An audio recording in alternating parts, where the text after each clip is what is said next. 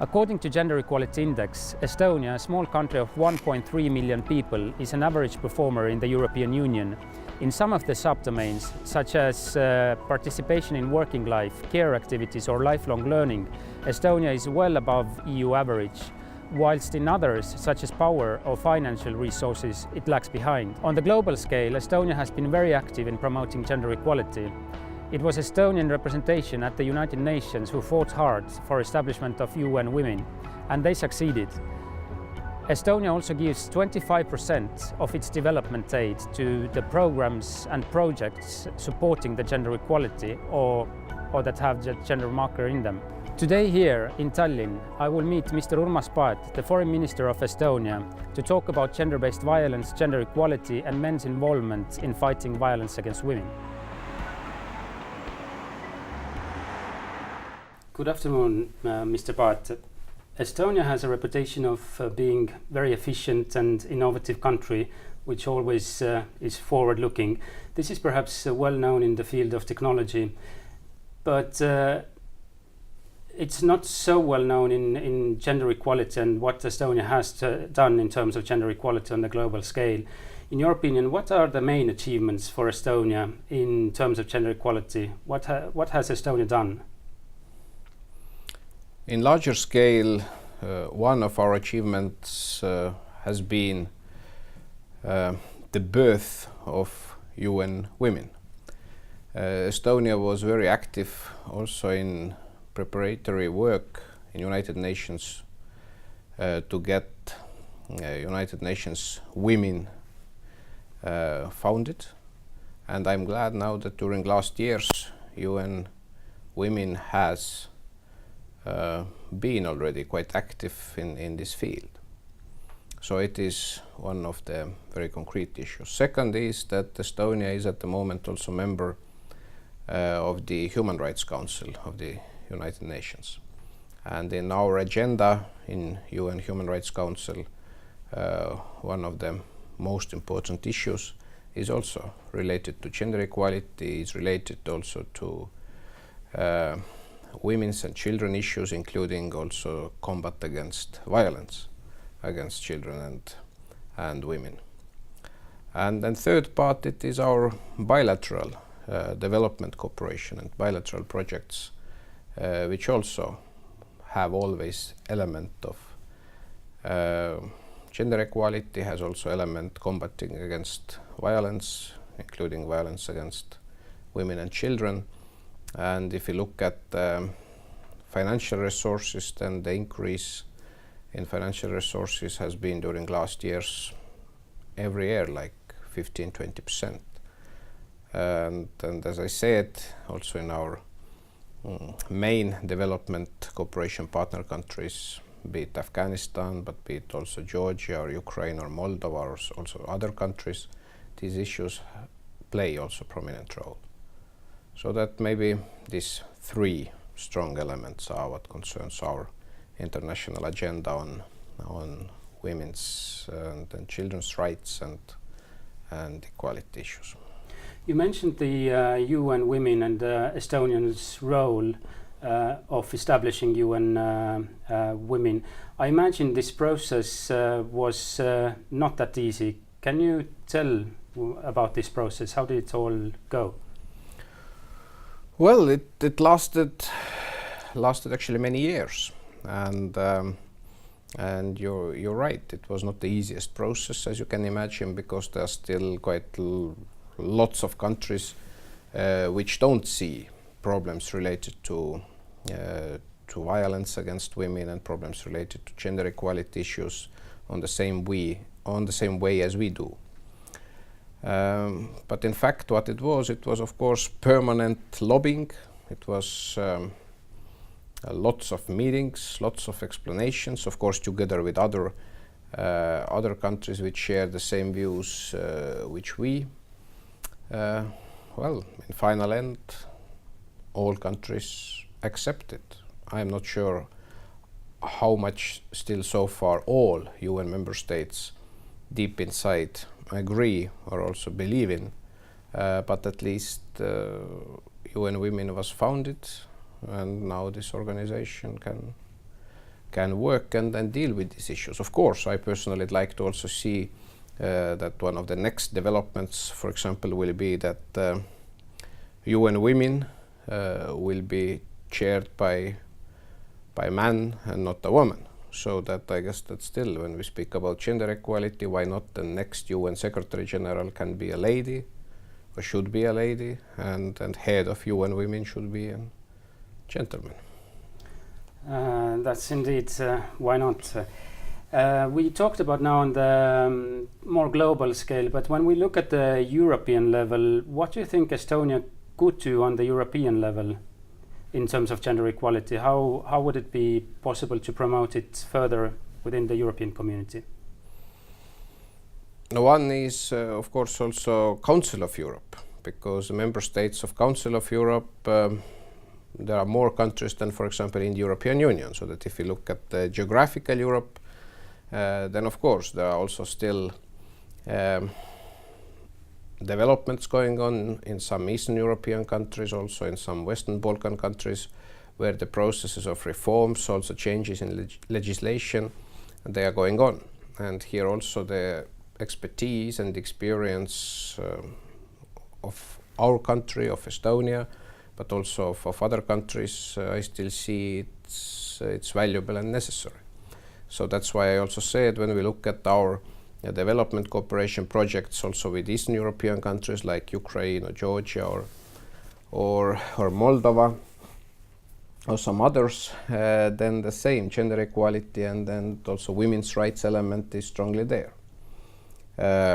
But I have no illusions that also all European Union member states, including Estonia, we can also do better. So that it is still the process where, for example, lots of mentality issues are in changing process. We know that even in very high income countries there are still problems related to family violence, for example, so that nobody is perfect yet. So it means that also in Europe, in the European Union member states, there are still issues related to violence against women, related also to gender equality issues, where we can do much better. Mm-hmm. And now the European Institute for Gender Equality published its first Gender Equality Index this June, and Estonia is ranked as average performer in the European Union. What were your first thoughts when you heard about the report, or when you saw the report and the Estonian position there? I was, how to say, modestly positively surprised, because my feeling was that maybe we don't have even this position. I thought that Estonia's position is a bit lower than it in fact is. And reasons, I guess, are obvious. Reasons come from 20th century, from Soviet occupation times, and then mentality changes we lived through, and generations lived through during occupation times. So that in this sense I was even positively surprised a little bit. But of course it also shows that if there are indexes where Estonia is really highly ranked, be it internet freedom or be it press freedom or some other issues, then here also, of course, I'd like to see that step by step with every year also we will improve our position among other European countries what concerns gender equality issues. Amongst the other domains in the index, there was the domain of gender-based violence, and this was left empty in the index report. We did this for the purpose of to show that on the European level there is isn't available any comparable data on gender-based violence. But of course data on the prevalence on gender-based violence is very necessary in order to do better policy making. So in your opinion, could Estonia do something in terms of gender-based violence on the European level? What could be, or what should the member states in general do? First, I think that from what all other possible developments begin, it is that societies should be much more active in speaking about the issue and about the problems related to gender-based violence or family violence. I guess that one of the problems still is that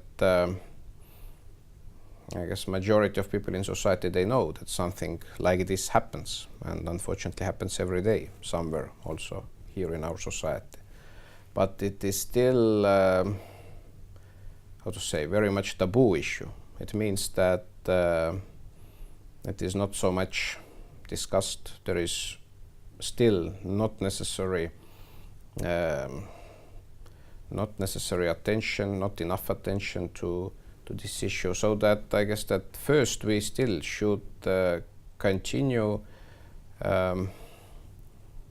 to get the gender-based violence issue out from this gray zone of taboo.